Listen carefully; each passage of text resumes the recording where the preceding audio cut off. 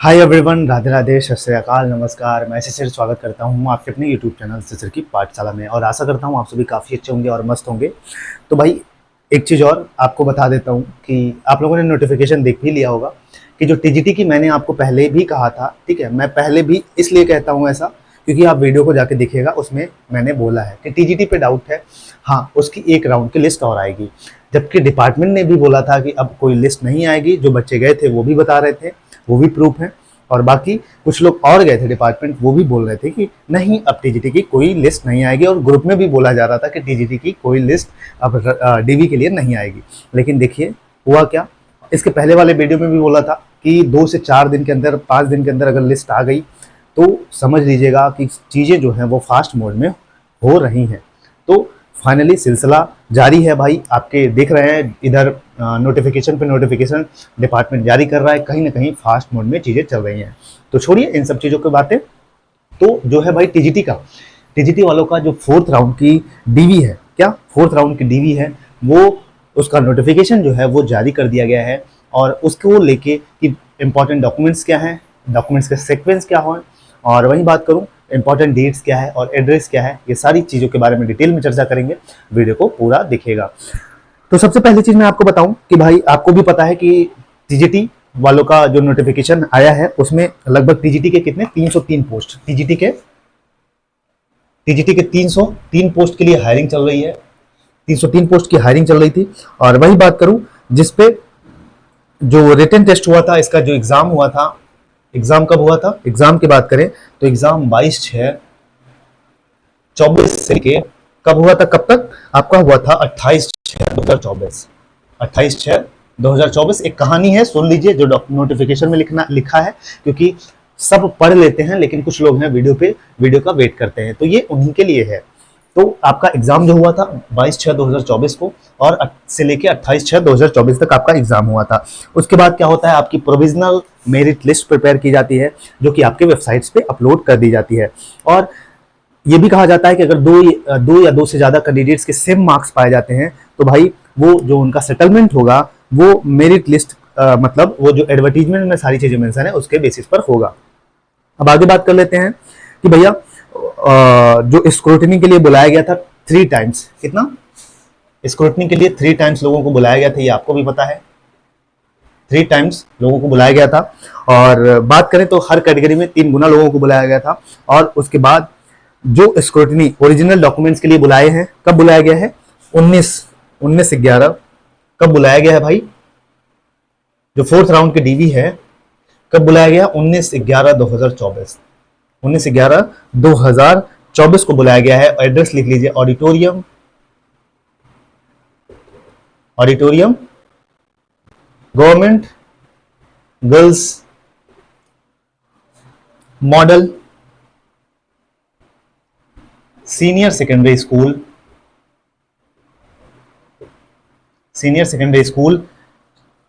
Sector 18 में, ठीक है, सेक्टर 18 में आपको जाना है। तो ये हो गया आपका एड्रेस। और आपके वेबसाइट्स पर, किस पे, वेबसाइट्स पर www.education.gov.in पे आप जाके अपना क्या जो ये लिस्ट है वो देख सकते हो। बाकी मैंने टेलीग्राम पे भी शेयर कर दी है कब है, क्या शेड्यूल है डीबी का, टीजीटी वालों का। तो ये है। और बाकी बताऊं तो आप 15 मिनट पहले पहुंच जाइएगा, ठीक है। पहले वाले पेज में ये सारी चीजें लिखी हैं। अब आइए भाई इंपॉर्टेंट डॉक्यूमेंट्स की बात कर लेते हैं, ठीक है। क्या इंपॉर्टेंट डॉक्यूमेंट्स जो आपको लगाने हैं, कैसे लगाने हैं, किस सीक्वेंस में लगाने हैं, अभी से लगा लीजिएगा, अभी से प्रिपेयर करके रखिएगा।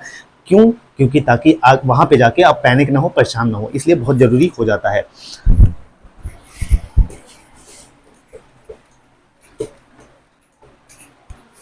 अब डॉक्यूमेंट सीक्वेंस की बात करें तो भाई सबसे पहली चीज, ठीक है, डॉक्यूमेंट्स की बात करें, अगर डॉक्यूमेंट्स की बात करें तो सबसे पहली चीज आपको क्या लगानी है, पहले आपका एप्लीकेशन फॉर्म होना चाहिए, ठीक है। एप्लीकेशन पहले नंबर पे आपका एप्लीकेशन फॉर्म होना चाहिए, और इस पर फोटोग्राफ होनी चाहिए, क्या फोटोग्राफ भी होनी चाहिए, ठीक है, फोटोग्राफ होनी चाहिए इस पे। अब आगे की बात करें तो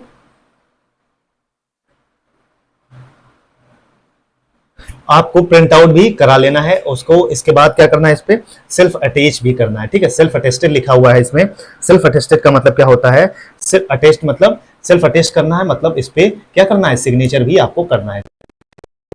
इस पे आपको करना है, किस पे, एप्लीकेशन फॉर्म पे।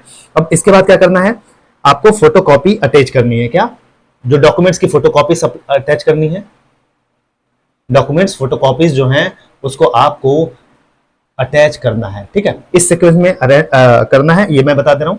यहां से आपका सीक्वेंस स्टार्ट होता है। पहले नंबर पे आपको क्या करना है, 10th और 12th की मार्कशीट लगा देनी है, जो भी हो 10th एंड 12th की।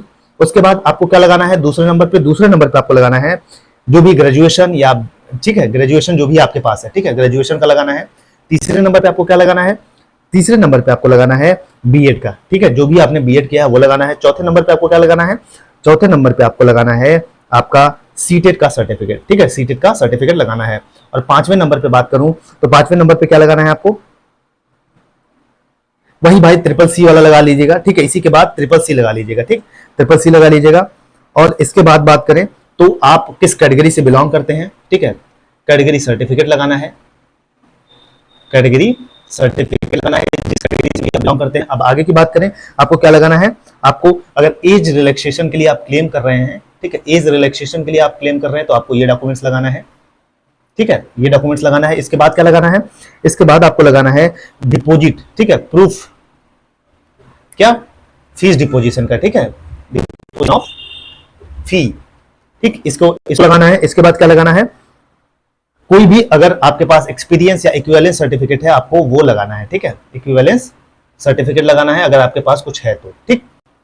अब आगे क्या लगाना है, या कुछ भी ऐसा डॉक्यूमेंट्स आपके पास एज को लेके या किसी भी चीज को लेके प्रूफ है तो आप उसको लगा सकते हो। इसके बाद क्या लगाना है, कोई भी आधार कार्ड, आईडी, ठीक है, आधार या गवर्नमेंट आईडी लगानी है। इसके बाद गवर्नमेंट आईडी लगानी है।